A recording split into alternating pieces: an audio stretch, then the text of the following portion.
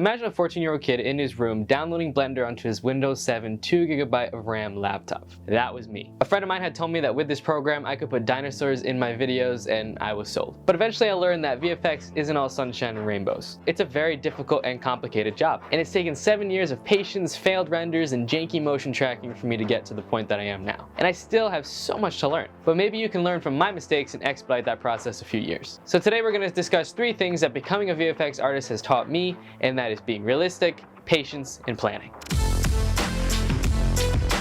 I remember one of the first VFX heavy projects I worked on was a little project called Jurassic Island. Okay, I lied, it wasn't that little. I was 15 years old and had just completed 1 whole year of filming and had a 45-minute short film on my hands. Whoa. But the problem was that I had just got started with Blender and fully thought that I could animate, rig, and texture anything. That was a wild, wild dream. I could barely texture a cube, let alone Hollywood-grade dinosaurs. The project ended up taking 4 years and didn't end up with 1 single homemade dinosaur in it. So what can we learn from this painful project of mine? You need to be realistic. Now don't get me wrong, dreaming big is a major part of learning, but it can also have the opposite effect and make you quit entirely. If you try something and it's too difficult for you, you're either going to give up or try something a little more attainable. And that's what I want to encourage you to do. VFX and filmmaking can be very hard, but don't give up. Just be realistic in your choice of projects and try to tackle smaller, easier things before you move on to the larger things. VFX artist and editing magician Zach King once recommended that anyone who wants to start out in filmmaking should start with stop motion animation. Why is that? Because it teaches you one of the most important qualities, and that's patience. Let's break it down further.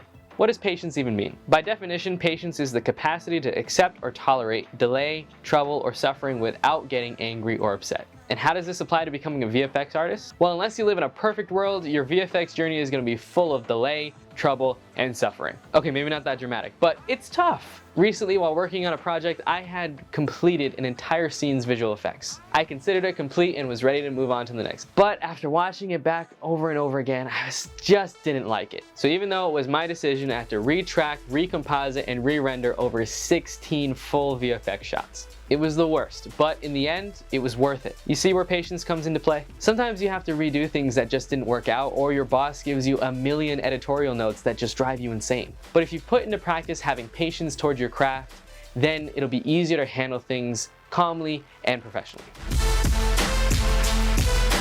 Going back to my 5-year project when I was 15 years old, along with my unrealistic expectations, I also failed in another area, which was planning. VFX planning goes all the way back in the timeline to pre-production in the script. If you're wearing all the hats, so to speak, make sure to properly plan out all the visuals you have while you're writing it. And if you're not wearing all the hats, make sure you're in good communication with the rest of the crew, the director, the writers, to see exactly what vision they had, so that you can ensure that their vision is getting portrayed correctly and you don't have to redo it over and over again. It's never fun when you've spent 8 hours on a project and the director looks at it and says, "I hate it." Also, during production, you indie filmmakers out there, make sure you shoot for the edit. Think specifically about what shots you want in the shots that are written in the script and film accordingly. Make sure your shots have clear tracking points, are smooth, and are just easy shots to composite into. Because trust me from experience, when you have the shaky footage that you can't track for the life of you, you have to hand track it, it's not a good day at work. Becoming a VFX artist can be a difficult journey, but if you learn from your own mistakes and the mistakes of others,